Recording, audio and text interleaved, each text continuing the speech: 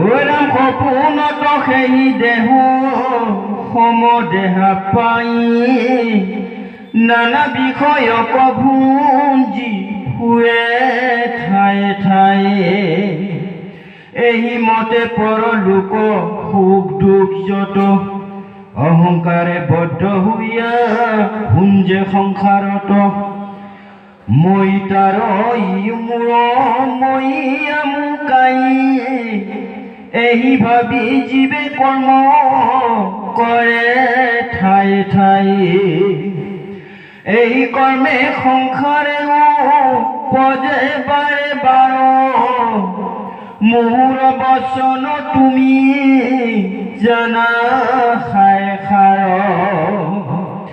ইন্দিৰ কৰয় কৰ্ম মনে প্ৰৱতাবে ই জন্মে কৰয় পূৰ্ব জন্ম অনুভাবে যাব নতো দেখি নতো শুনি যাব কানে তাক কোনে ভজন কৰ থানে থানে। খুব সুন্দৰ উদাহৰণ। আমি এই যিটো দেহা পাইছো ইয়াক কোৱা হয় লিংগ দেহ। হয় পুৰুষ নহয় নাৰী নহয় উভয়তে আছে। কৈছে লিংগ দেহা যুক্ত হইয়া জীৱ অভিমানে মই ভোগ ভুঞ্জু বুলি ভুঞ্জু স্থানে স্থানে। দেহ এটা পাইছো, ধুনীয়াকে ঘৰত খোৱা বোৱা কৰিছো, দেহটো ইন্দ্ৰিয়বোৰ আছে কাৰণেহে খাব পাৰিছো, এনেতো খাব নোৱাৰো। জিভা পাত আছে জুতিৰ বাবে, চকু আছে কালাৰ চাবলৈ, যে আঞ্জাখিনি কিমান কালাৰফুল হৈছে। বহুতে কালাৰফুল কৰিবলৈ কি কৰা যায়, বিভিন্ন ৰং দিয়া যায়, যেনে বোলে জলকীয়া ৰংটো এনেকুৱা হ'বলৈ ইত্যাদি ইত্যাদি। তে এই লিংগ দেহটোৱে ঘৰতো ভুঞ্জিছো, বিবাহ খাবলৈ গৈছো, তাতো কেনেকুৱা হ'ল খাদ্য তাকো হিচাপ কৰি কৰি জুতি লগাই সেইটো লিংগ দেহৰ কথা। এই দেহটো যেতিয়া বিচনাত ভাগৰৰ বাবে শুই যাব, উশাহটোহে থাকে, জীৱটো সপোনৰ লগত মিলি যায়। জানিবলগীয়া কথা। জয় কৃষ্ণ। কিন্তু আমাৰ জীৱটো নাথাকে। আমাৰ বায়ু কেইবাবিধো আছে নহয়, প্ৰাণ বায়ু থাকে, যিটো মন সমন্বিতে জীৱাত্মা বেলেগ দেহত সোমাই যায়। সপোন দেখা পাইছিলে নে আপোনালোকে? নাই দেখা। সপোনত যে আপুনি কিবা এটা যে দেখা পাই আছে, সেইজন কোনটো? সেইটোতো আপুনিয়ে হয়। আপোনাৰ জীৱাত্মা আৰু মনটো চৈতন্য শক্তি সপোনৰ লগত গুচি গ'ল। ধৰি লৈছো কালিতে ৰামলালাৰ প্ৰতিষ্ঠা দিৱস আছে, 22 জানুৱাৰী 2024, ভাৰতবৰ্ষৰ বাবে আটাইতকৈ গুৰুত্বপূৰ্ণ দিন। কিছুমান ব্যক্তি ইমান আৱেগিক হৈ আছে, হয়তো কোনোবাই সপোনতে গৈ পাবগৈ অযোধ্যা। জয় কৃষ্ণ। ধৰি লৈছে আমাৰ প্ৰবচনৰ কথা, উদাহৰণ এটা দিবলৈ কৈছো। অযোধ্যাৰ কথা বহুত ভাবি আছিল, শুই থাকোতে তেওঁ অযোধ্যাই পালেগৈ। মানুহজন কিন্তু মৰিগাঁৱতে আছে। এই যে তেওঁৰ মনটো আৰু জীৱাত্মা যে অযোধ্যালৈ গ'ল, সঁচা অৰ্থতে গ'ল। লিংগ দেহাটো ইয়াত পৰি আছে, বাকী তেওঁৰ মন আৰু চেতন শক্তি তাত গৈ নিজকে যোৱা দেখা নাই, কিবা এটা বেলেগ ৰূপত যোৱা দেখা পাইছে। সেই দেহটোত সোমাই তাত অযোধ্যাখন তেওঁ ভ্ৰমণ কৰি আছে। তেনেকুৱা ঘটনা ঘটে। ভয়ংকৰ দুঃস্বপ্ন দেখিলে ভয় লাগি যায়। কেতিয়াবা দুঃস্বপ্ন দেখা যায় নহয়। সৰুতে মই খুব দুঃস্বপ্ন দেখিছিলো। কিবা কলা কলা মানুহ আহি হেঁচা মাৰি, ক্ষেত্ৰ বুলি কয় আৰু, পিছত মই ৰিচাৰ্চ কৰোঁতে গম পাইছিলো সেই বস্তুটো কি আছিল।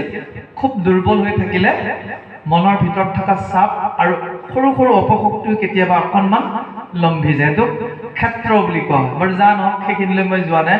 যিবিলাকে প্ৰেক্টিকেল নহয় তেওঁলোকে বুজি নাপাব। প্ৰেক্টিকেল বিলাকে আইসকলক বেছিকে থাকে। আইসকলৰ বিশেষকৈ তেওঁলোকৰ মান্থলি সময়ত বেছিকে ঘটনা ঘটে। অপশক্তি এটা আছে, একেবাৰে ব্লেক এনাৰ্জিটো নাই বুলিও মই ক'ব নোৱাৰো। সপোনত সেই দেখা সেই মানুহজন আপুনি নিজে আপোনাৰ জীৱাত্মা তালৈ গ'ল। শাস্ত্ৰই কৈছে, নাৰদে কৈ আছে, আমি ক'লে কি ক'লে, যেন মতে নিদ্ৰাত সজ্জাত তনু ৰহে। শুই থাকোতে বিচনাখনতে দেহটো আছে, জিও যায় নাসিকায় নিশ্বাস মাত্ৰ বহে জীৱটো গ'ল সপোনটোৰ লগে লগে ওলাই গ'ল আৰু কেৱল নাকত উশাহ নিশাটো প্ৰাণবায়ুহে আছে সপোনত সেই দেহ সমে দেহা পায় নানা বিষয়ক ভুঞ্জি পুৰে ঠাই ঠাই উদাহৰণস্বৰূপে ধৰি লওক আমাৰ কোনোবা এজন প্ৰভুৱে ডেকা অৱস্থাত কোনোবা এগৰাকী নাৰীৰ প্ৰতি আকৰ্ষিত হৈছিল কলেজত পঢ়া ছোৱালী এজনীৰ ধৰি লৈছোঁ উদাহৰণ এটা মই দিবলৈ গৈছোঁ কিন্তু কিবা কাৰণত বিবাহ সূত্ৰ নহ'ল তাইও বিয়া সোমালে প্ৰভুৱে বেলেগ এজনী বিয়া পাতিলে কিবা কাৰণত এই বিবাহ সূত্ৰে পিছত বিবাহ কৰা মানুহগৰাকী অলপ আপচুকি গৈ একদম ধুনীয়াটো কম বয়সীয়ালো অলপ 30 বছৰমানৰ পিছত বজাৰ কৰি লগ পাই গ'ল সেইজনীকে গাভৰু হৈ আছে জয় কৃষ্ণ ধৰি লৈছে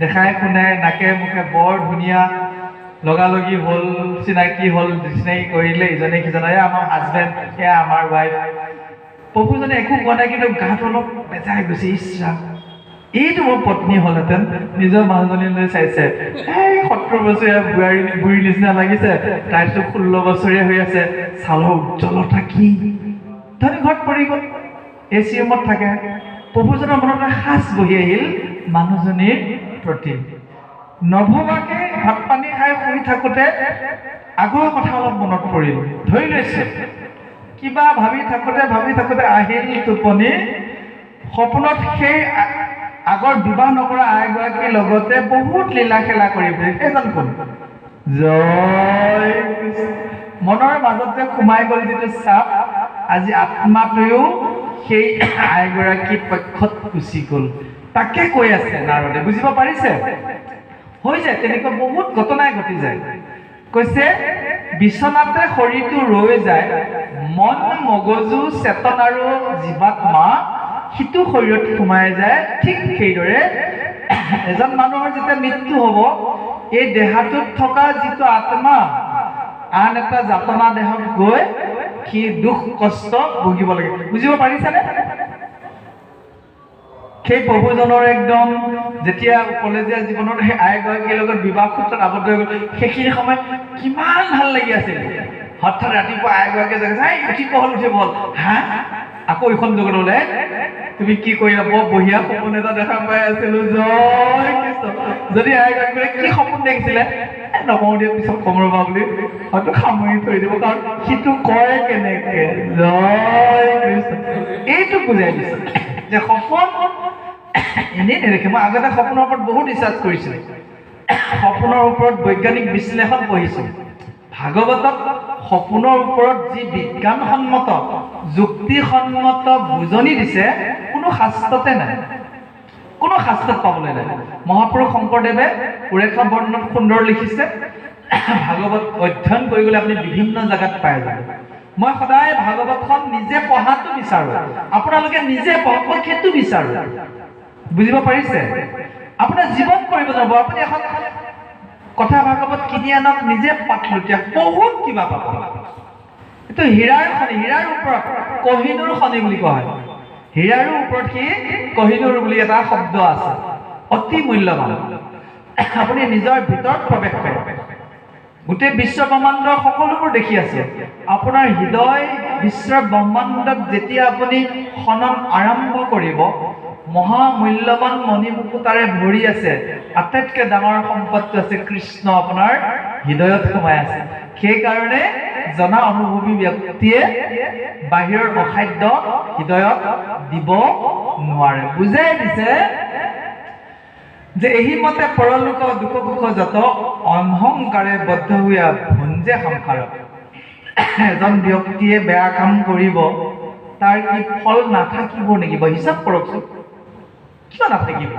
থাকিবই ভগৱানে চাই আছে এতিয়া আপুনি যে মোবাইলটো ব্যৱহাৰ কৰি আছে আপোনাৰ প্ৰত্যেক দিনে কিমান জিবি গৈ আছে কিমান আপুনি ইউজ কৰি আছে আপুনিহে নাজানে চাব জানে আপুনি ইমানখিনি ইউজ কৰিছে ইমানখিনিহে আছে আপোনাৰ ৰেমটো ইমানখিনিহে স্পেচ ইমানখিনি হোৱাটছএপত গ'ল অমুক ইত্যাদি চাব জনা মানে চাব জানে আৰু যেতিয়া এই পইচাটো নাইকিয়া হৈ যাব আপোনাক এই ছিগনেল দিব যে আপুনি বেলেঞ্চ ভৰাবলৈ হৈছে। আমাকো সিগনেল দি আছে, দুৰ্বল হৈছে, চুলি পকিছে, দাঁত সৰিছে, চকুত চশমা লগাইছে, আমাক দিয়ে আছে মেছেজ। আমি সেই মেছেজটোত গুৰুত্ব দিয়া নাই। জয় কৃষ্ণ দিয়া নাই। মাজতে ইমান ঠাণ্ডা হৈছে, মই শ্ৰীমতীক কৈছো ঠাণ্ডাটো বেছি হৈছে নে মোৰ শৰীৰটো অলপ দুৰ্বল হৈছে, মই সুধিছো। তেতিয়া এজনে আৰু আজি সুধিছিলে, এজনে কৈছে ঠাণ্ডাটোৱে বেছি হৈছে নেকি, চবৰে মুখত শুনিছো জয় কৃষ্ণ। তেতিয়াহে মই ভাবিছো ইমান দুৰ্বল হোৱা নাই চাগে। মোৰ এবাৰ উত্তাপটো ইমান বেছি আছিল, বহুত পুৰণি লাগি গৈছিল। তেতিয়াই কৈছিল যে যিমান গৰম হয় ঠাণ্ডা বেছি হ'ব। সঁচাকৈ জোনবিল মেলাখন যোৱাৰ পিছত গৰম গৰম লাগি যায়। আমাৰ ভেলাঘৰটোত যেতিয়া মেজি জুই পোৱাব গৰম গৰম লাগি যায়। প্ৰকোপটো বাঢ়িছেহে, যিখিনি ব্লেংকেটৰ আৰু এখন মই প্লাছ কৰিব লগা হৈছে। জয় কৃষ্ণ। তেতিয়া ভাবিছিলো চাগে শৰীৰৰ শক্তিবোৰ কমি গৈছে। এনেও আমাৰ জীৱনটো গৈ থকাৰ লগে লগে একান্ত ভক্তবিলাকৰ বেছি নকমে, যদি ব্ৰহ্মচৰ্যত ধৰিব পৰা যায়তো একেবাৰে নকমেই। কিছু কিছু লাহে লাহে স্থিৰ যায়। বাৰু যা নহওক, কৈছে কৰ্মগ্ৰহণত ফল আছে, ভাল কাম কৰিছা, ভাল ফল তুমি পাবাই। উদাহৰণস্বৰূপে যেতিয়া আপুনি প্ৰত্যেক দিনে এক পৃষ্ঠাকে ভাগৱত পঢ়া আৰম্ভ কৰিব ৰাতিপুৱা, দিনটোত ইমান এনাৰ্জি পোৱা যে আপোনালোকক মই বৰ্ণনা কৰিব নোৱাৰো। বহু ব্যক্তিয়ে সন্ধিয়া পঢ়ে, মইতো তেওঁলোকক কওঁ আপোনালোকে সন্ধিয়া পঢ়াটোত মোৰ আপত্তি নাই, সময় আছে। ৰাতিপুৱা এক পৃষ্ঠা পঢ়ি চাওক, কি এনাৰ্জি গোটেই দিনটো আপোনাক ক্ৰিয়া কৰে, মনটো পবিত্ৰ হৈ যাব। অৰ্থাৎ আমি এতিয়া ব্যৱস্থা ৰাখিছো গুৰু সেৱা। ৰাতিপুৱা খালী গাৰে গাটো ধুই কপি কপি অলপ পিছতে কপনি কমি যায়।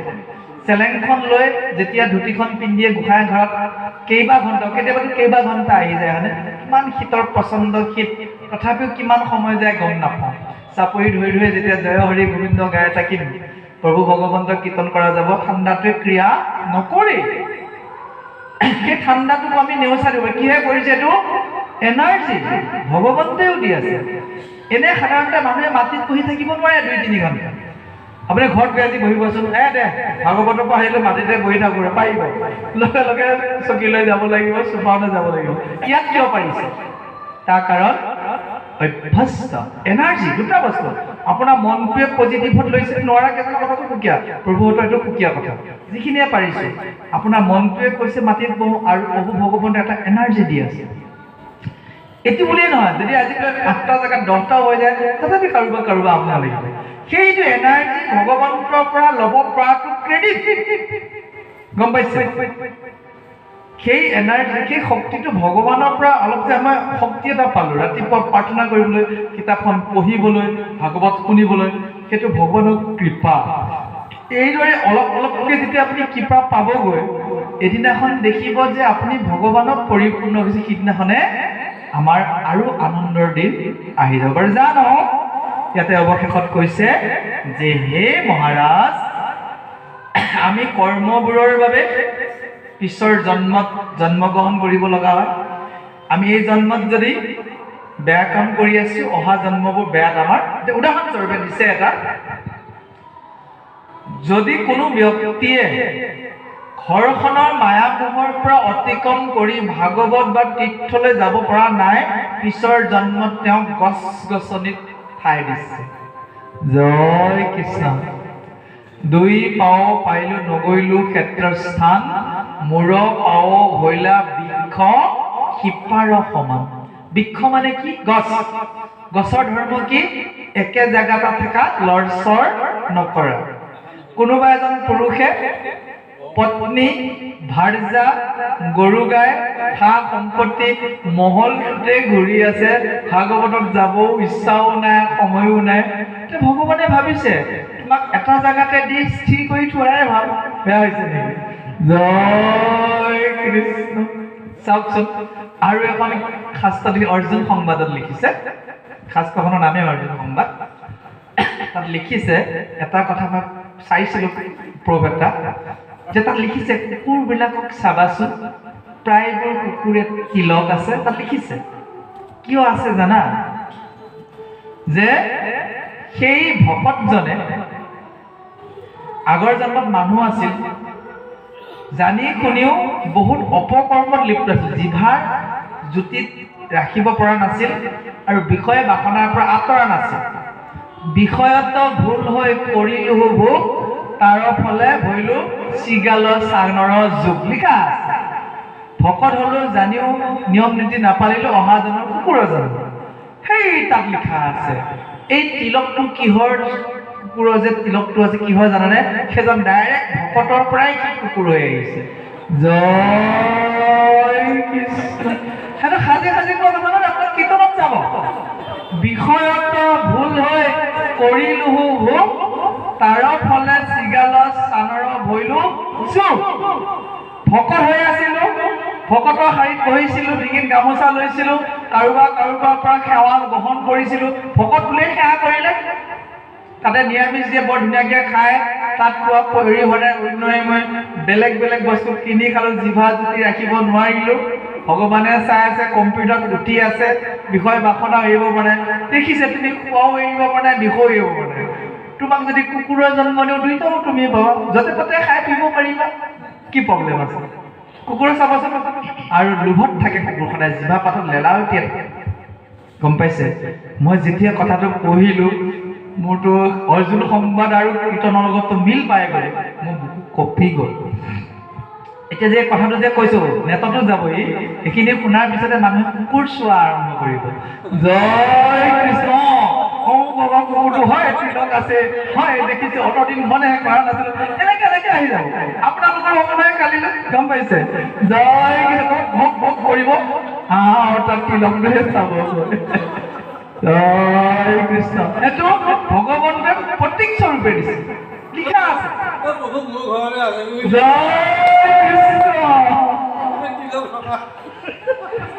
ক'বলৈ অলপ অসুবিধাই পাইছো, ঘৰত আছে বোলে, সেই চাওক। কিন্তু তেওঁ সৌভাগ্য, তেওঁ ভকত এজনৰ ঘৰত আছে। গম পাইছেনে? এই যে ভকতজনৰ ঘৰত আছে, যদি প্ৰভুৱে অলপ ইনিচিয়েটিভ লয়, তেওঁ কিন্তু এবাৰ গতি পাই যাব। জানিবলগীয়া কথা। তাৰমানে চাওক, পৃথিৱীখন এনেকুৱাকে ভগৱন্তে ৰচনা কৰিছে, 84 লক্ষ যোনি, কৰ্ম অনুপাতে ফল ভাবিব নোৱাৰি। যেতিয়া আপুনি অধ্যয়নত লাগি যাব, এই কথাবোৰ যেতিয়া আপুনি বিশ্লেষণ কৰিব, ভাবিব আৰম্ভ কৰিব, আপুনি দুনিয়াখন অলপ বেলেগ, প্ৰভুৱে আজি কুকুৰটোক অলপ বেলেগকে চাবই নহয় আজি।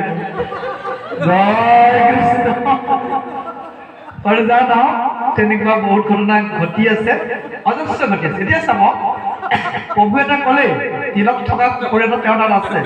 আমাৰো ব্যাখ্যা কথা ওলাল, ভাগৱতৰ ৫ম স্কন্ধত পামগৈ, ৰজা এজন হৰিণ হৈছে, ভৰত ৰজা হৰিণ হৈছে, নহ'ব জানো? আমি ইতিমধ্যে পাইছো, পুৰুষ এজন নাৰী হৈ গৈছিল, পুৰঞ্জনে নাৰীৰ কথা ভাবোতে পুৰঞ্জনী হৈ গ'ল। ভৰত ৰজাই হৰিণৰ চিন্তা কৰোঁতে হৰিণ হৈ গ'ল। প্ৰভুৰ কুকুৰটোৱে বিষয় বাসনা এৰিব নোৱাৰি, লোভ ত্যাগ কৰিব নোৱাৰি, যোৱা জন্ম ভকতজনেও কুকুৰ হৈ গ'ল। আছে পাম, তিলক আছে যিহেতু প্ৰমাণে হৈ আছে। জয় কৃষ্ণ। ঠিক সেইদৰে আমি যদি ভাল কাম নকৰোঁ, ঈশ্বৰ ভক্তি নকৰোঁ, অহাতাকে কৈ আছে নাৰদে প্ৰাচীন বৰি, সেই প্ৰাচীন বৰি কৰ্ম অনুপাতে। আৰু দুটামান জন্ম বিষয় আছে, যিটো ছেক্সুৱেল দিশত আছে, যিটো মই আপোনাক ইমান অপেন ভাঙি ক'ব নোৱাৰোঁ। মই তাত দেখিছোঁ, হয়তো এইটো কাৰণে অত্যধিক ছেক্সুৱেল মানুহবিলাকৰ যিটো জন্মৰ বিষয়ে বাস্তৱ জগতত আছে, মই এতিয়া প্ৰকাশ কৰিব নোৱাৰিম, ইমান প্ৰকাশ কিছুমান কথা কৰিব। অৰ্থাৎ ভাগৱত এখন বৰ সৌহাৰ্যমূলক আৰু বৰ সাংঘাতিক ধৰণৰ এটা অনুষ্ঠান, ইয়াত কিছু কথা থাকিলেও ভাঙি দিব নোৱাৰিম। সেই ছেক্সুৱেল দিশৰ যিটো জন্ম মই যেতিয়া দেখিছিলোঁ, দেখাই পাই থাকোঁ এইবিলাকত, সঁচাকৈ মোৰ বুকুকৈ হয়তো এইটো কাৰণেতো এইটো ভাবিব নোৱাৰে। সেইকাৰণে উদ্ধত যাব লাগিব, কামনাৰ উদ্ধত, বাসনাৰ উদ্ধত, বৈৰাগ্যৰ ৰাস্তাৰে যদি যাব নোৱাৰোঁ, ভক্তি সাধন সম্ভৱপৰ নহ'ব। তাৰ লগতে সৰু উদাহৰণ এটা দিছোঁ। এবাৰ নাৰদে এজন ৰজাৰ ওচৰলৈ গৈছিল, ৰজা আৰু ৰাজপুত্ৰ। ৰজাজন খুব ভকত, ৰাজপুত্ৰজন অহংকাৰী আৰু অভকত। ৰজাই ৰাজপুত্ৰক কৈছে, হেৰৌ দেউতা ইমান জ্ঞানী গুণী ভক্ত, তুমি ধূপডাল লৈ সেৱা এটা কৰিছা, এই হ'ব দিয়কচোন, দেউতাই ইমানবোৰ উপাৰ্জন কৰিছে, খাব কোনে? মই খাওঁ পিওঁ মজা কৰোঁতে আছো, একদম পুৰা মায়াত আছে।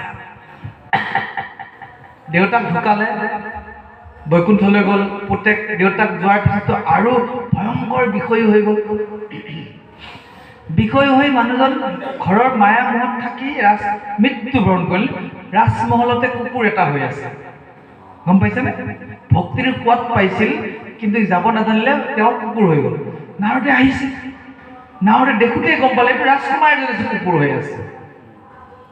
নাৰদে দিব্য দৃষ্টি, আত্মাটো চিনিয়ে পাইছে, হেৰৌ ৰাজপুত্ৰ ৰাজকুমাৰ, কুকুৰ হলিহে যে তোৰ হেৰি কাৰণে হ'ল, কৰ্মৰ কাৰণে হ'ল। কিনো কৰিব মই বুজি নাপালো, এতিয়াতো হৰি নাম ল'বলৈতো মোৰ উপায় নাই। তথাপিও ৰাজমহলতে আছোতো বোলে, জয় কৃষ্ণ, তথাপিও আছো। চাওকচোন তাৰ বিষয়টো, কৈছে ৰাজমহলতে আছোতো। কৈছে তোমাক আৰু বুজাই লাভ নাই, তোমাৰ আৰু অধোগতি হ'ল। কি হয় হ'ব বোলে। কুকুৰটোক ধুনীয়াকে খুৱাই বুৱাই ৰাখিছে। কুকুৰটো সেইবাৰ মৰি সাপ হ'ল, সি গাঁতত আছে, ৰাজমহলৰ এটা গাঁতত আছে। নাৰদ বহুত বছৰ আহি পাওঁতে আকৌ মানুহত সোমালেহি, দেখা পাইছে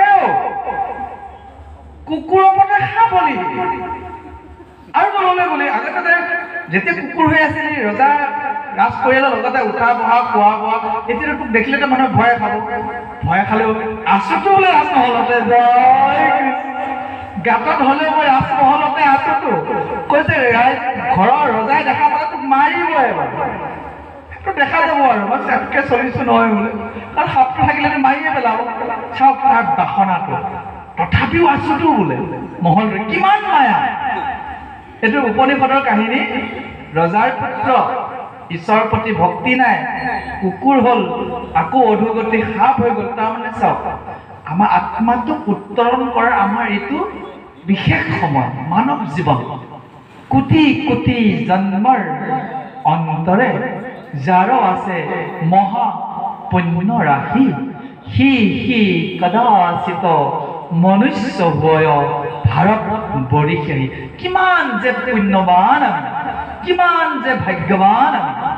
কলিযুগত মহাপুৰুষ শংকৰদেৱৰ একোজন অনুগামী হৈছোঁ। যি পন্থাতে আপুনি নাথাকক, যিজনেই আপোনাৰ গুৰু নহওক, মহাপুৰুষ শংকৰদেৱে কি বিভূষণ হৈছে? জগত গুৰু। একশৰণ নাম ধৰ্মৰ ক্ষেত্ৰত বৈকুণ্ঠলৈ চিধা চিধি দেখুৱাই দিয়া ৰাস্তাটো মহাপুৰুষ শংকৰদেৱৰ বাহিৰে কোনেও পৰা নাই। কাৰণ কৃষ্ণৰ কিংকৰ হৈ কলিৰ লোকক উদ্ধাৰৰ বাবে আহিছিল। সেইহে দিনত আমি যদি আত্মাক উত্তৰণ নঘটাওঁ, তেতিয়াহ'লে ৰাজপুত্ৰ, কুকুৰ আৰু সাপৰ নিচিনা লাহে লাহে অধোগতি যাবলৈ পাৰোঁ। আহক আমি পুনৰ পাথৰৰ মাজলৈ ঘূৰি আহিছোঁ। জয় কৃষ্ণ।